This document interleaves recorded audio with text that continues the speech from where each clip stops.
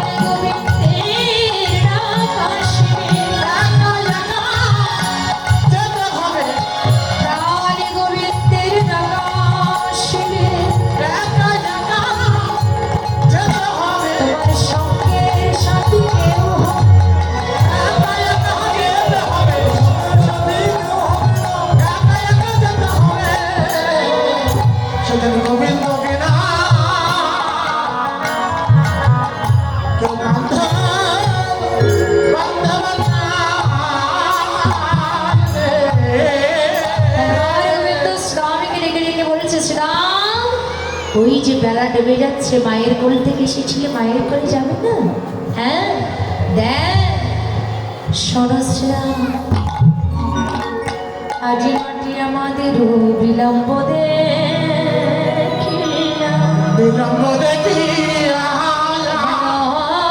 বুঝি কালে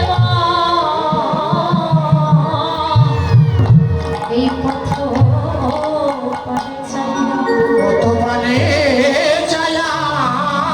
বেদিয়া বসানে ঘরে চলো যায় ঘরে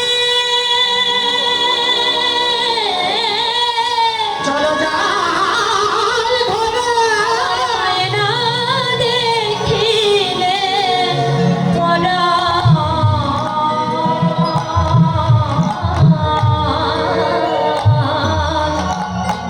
পরন কেমন কেমন যাবি করে মা বলবার ঠিক আছে, কিন্তু আমার মাকে মা বলার মতো আমি ছাড়া আর কেউ নয়। ওরে আমি হলাম আমার মায়ের একলা গোপা। তোদের মাকে তো মা বলার অনেকে আছে, কিন্তু আমার মাকে মা বলবার মতো আমি ছাড়া আর কেউ নয়। শ্রীরাম বলছে না এত মা মা বলছিস, তুই যেমন তোর মাকে রেখে এসেছিস আমরাও তো আমাদের মাকে রেখে এসেছি। কিন্তু গোবিন্দ তো শ্রীরামকে পরীক্ষা করার জন্য একটা কথা বললেন, বলে তুই যে মায়ের কথা বলছিস তোর মায়ের চাইতে না আমার মা অনেক ভালো। শ্রীরাম বলছে তাই কখনো হয়, আমার মাও ভালো। কানাই বলছে আমার মা ভালোই, বলছে আমার মা ভালো। বলছে এমন করিস না, এ জগতে যার মা তার কাছে ভালো। শ্রীরাম কানাইয়ের কাছে জিজ্ঞাসা করলেন যে কানাই তোর মা কেমন ভালো?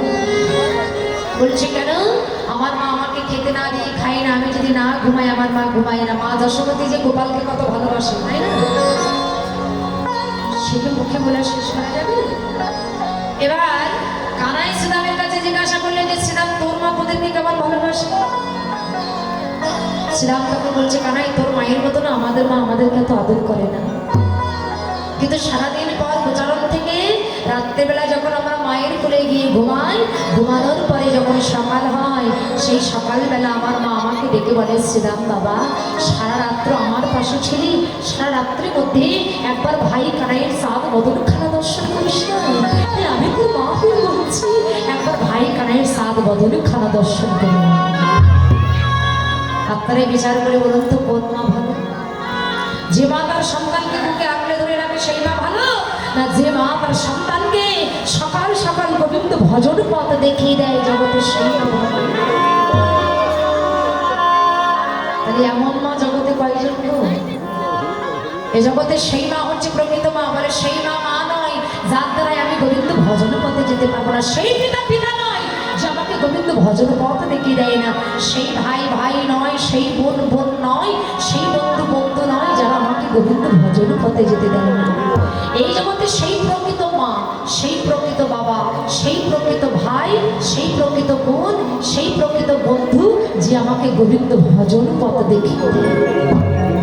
এই জগতে সেই হচ্ছে প্রকৃত বান্ধব। তাই শ্রীরাম যখন কাঁদছে, আমার গোবিন্দ ছুটে গিয়ে শ্রীরামকে বুকে জড়িয়ে ধরছে। শ্রীরাম, আমি যদি এই কথা না বলতাম, তোদের বদন থেকে, তোর বদন থেকে আমি কি এত সুন্দর কথা কখনো আস্বাদন করতে পারতাম? শ্রীরামে ছুটে গিয়ে কানাইয়ের চরণ জড়িয়ে ধরে কেঁদে কেঁদে বলছে, ও ভাই কানাই, ও ভাই কানাই রে,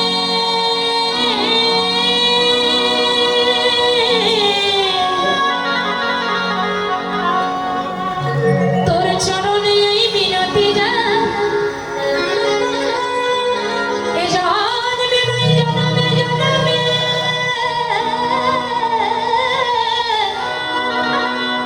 আমায় যে ভুলে জনম হোক না কেন, তোর এই সঙ্গ হতে যেন মনে ছিল করিস না। করিস না ভালো। আমি যে তোর সঙ্গ বড় ভালোবাসি রে, তাই তোর সঙ্গ হতে যেন আমাকে বঞ্চিত করিস না। এই যে আর দেরি করবো না, তাড়াতাড়ি কালকে একাগ্রিত করে চল ঘরে চলে যায়। তাই ভগবান আমার কি করছে, সকল ধবলি সকলকে এক জায়গায় করবেন বলে তিনি বেণু বাজাতে লাগলেন। সাধমোখে দিয়া বেণু নমন হইয়া, সমধেন সাধককে দিয়া বেনু আমি কইলা, সমধেন সাধমোখে দিয়া বেণু নমন হইয়া, সমধেন সাধমোখে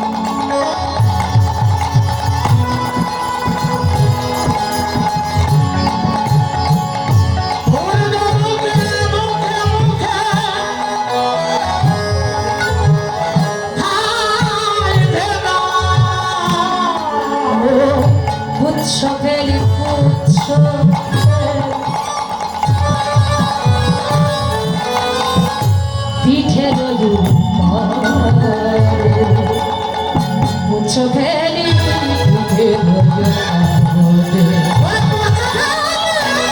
পিঠে নয়ন পড়ে আরে পুচ্ছ ফেলি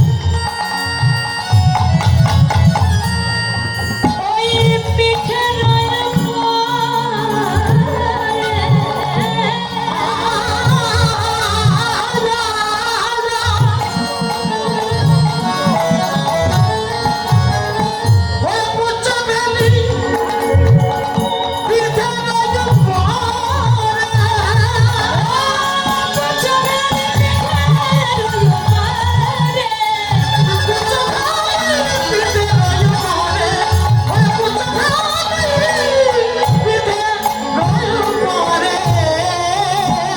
এদের আনন্দ ধরে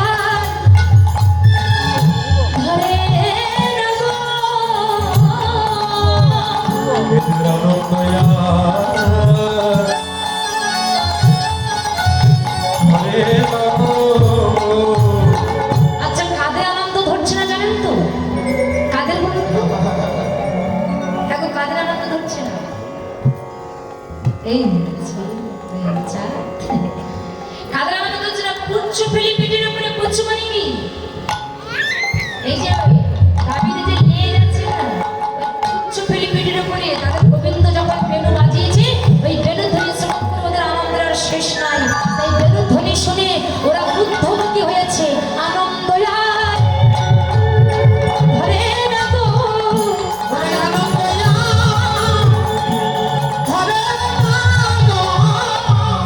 আমার প্রাণ গো বৃন্দে।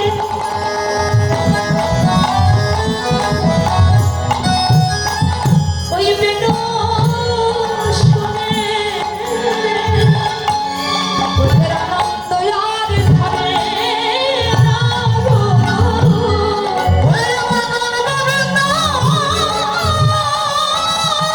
হরি বল।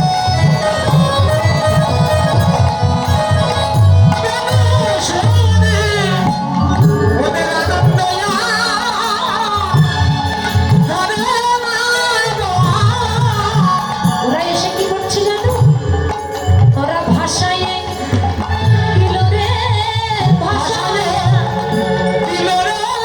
ওরা ভাষায় দিল রে ওদের চোখে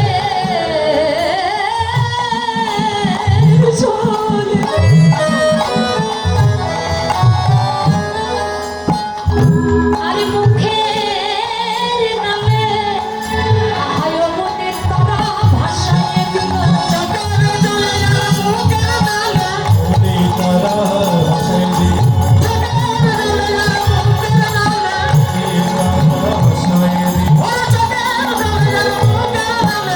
অগ্নিদ্বারা ভাষায়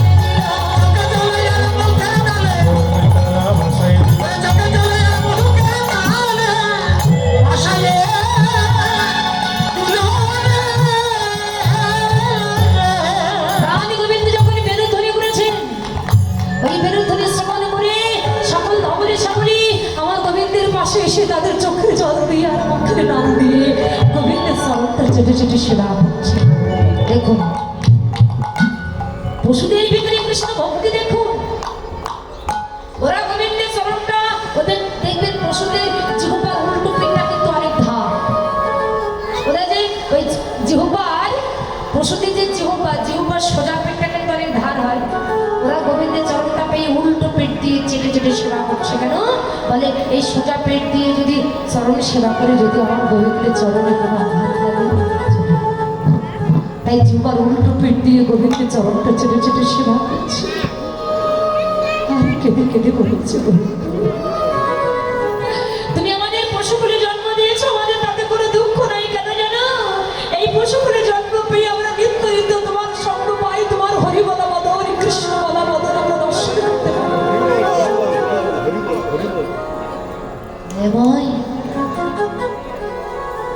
আমাদের শুধু তোমার চরণে একটাই নিবেদন পশুকুলে জন্ম নিয়েছি বলে তোমার সঙ্গ হতে যেন তুমি কোনোদিন বঞ্চিত হ্যাঁ বৈষ্ণব কই পদকর্তা এক পাশে দাঁড়িয়ে বললেন হাই রে মানুষ